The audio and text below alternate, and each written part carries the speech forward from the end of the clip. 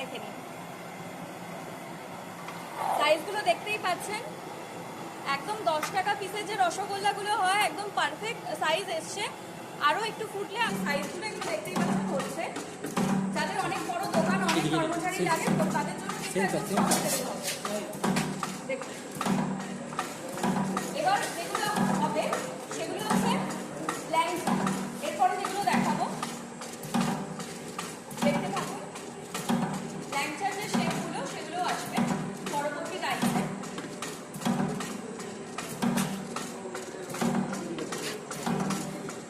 সব রকম মিষ্টি কিন্তু তৈরি হবে, সন্দেশ থেকে শুরু করে পান্তুয়া, ল্যাংচা, রসগোল্লা সব রকম, ছোট বড়। শুধুমাত্র ডাইসটা চেঞ্জ করতে হবে, যেটা আমরাই প্রোভাইড করে দেবো আপনাদেরকে।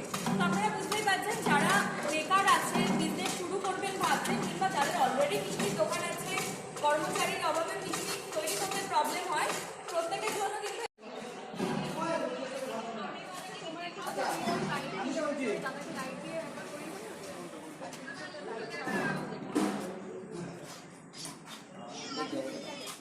আমরা কত ছোট ছোট ছেড়েছিলাম, কিন্তু 10 থেকে 15 মিনিট এই চিনি সেরাতে জিনিসগুলো ফোটার পর রসগোল্লার আর ল্যাংচার সাইজগুলো জাস্ট দেখুন।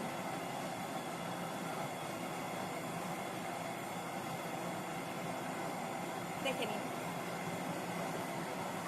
সাইজগুলো দেখতেই পাচ্ছেন। একদম 10 টাকা পিসের যে রসগোল্লাগুলো হয় একদম পারফেক্ট সাইজ এসছে।